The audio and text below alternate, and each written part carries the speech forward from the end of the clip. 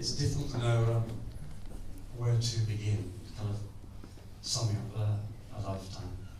And Rosie and Joe have done really well. So what I thought I'd do is just read a letter that I wrote to Dad about 8 years ago.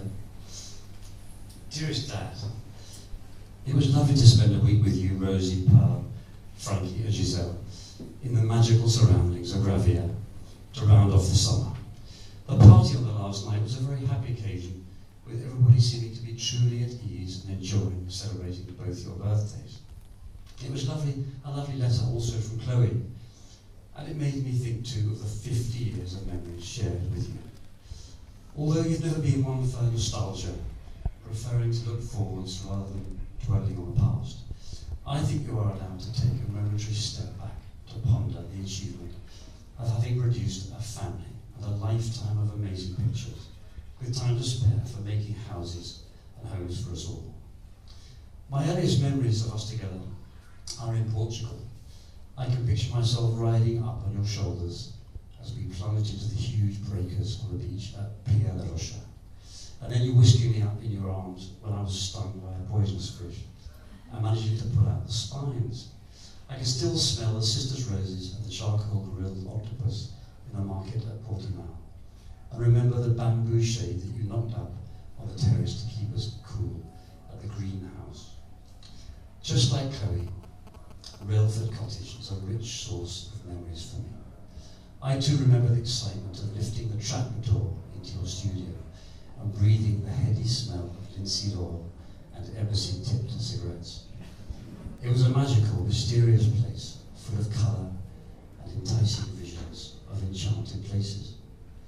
I can remember me and Chloe racing down the drive on our bikes, hidden under the bracken before school, to dive into the pool that you'd made us, the first of 3 pools built over a span of 30 years, each a labour of love.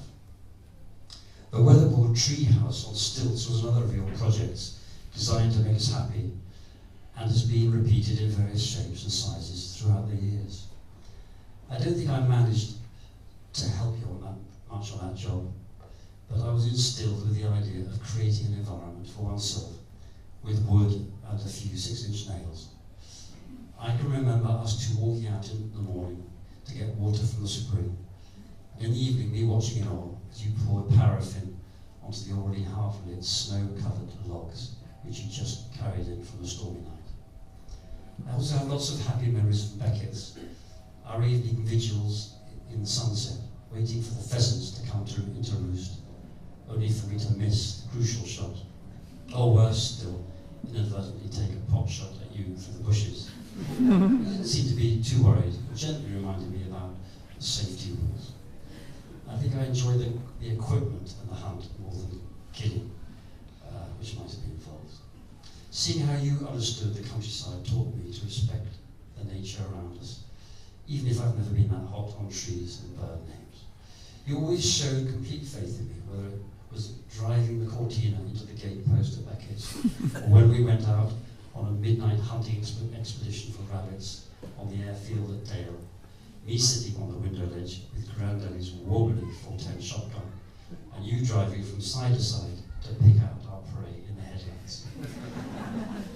That same summer, we went fishing for mackerel in a mirror boat, and we entered the mirror race around the bay, coming 3rd out of 3. Then you showed me how to skin a rabbit and get a fish in the kitchen, telling me about how you learned these survival techniques in the Navy. Perhaps it was that year that you read me The Ancient Mariner up in my top bedroom in London, your voice getting softer and softer as both of us fell asleep. Another summer we went on a camping trip in the country near Beckett's to test out my new tent, with a visit from a local policeman being nearly as frightening as the sound of cows wandering around the tent at night. But I felt totally safe with you and knew that I would be protected from everything. I'll always cherish those first flavours of France as we drove down the avenues of plane trees in Normandy at sunrise on our way to Tom's. I can picture us up on the hill above the house where we retreated to after the aborted attempt at camping. You sketching and me catching swallowtails. Then there were the afternoon trips to the Dutch camping site, where you read me Gorky's My Childhood on the banks of the River Pool. In the evenings we sat at that table eating haricots verts and pâté with Tom from the farmer and his wife, watching Dutch films on the telly at full blast.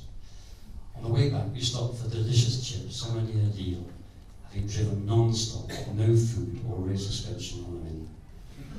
It was a real adventure and created a long-lasting bond with Tom and with France, with you of course.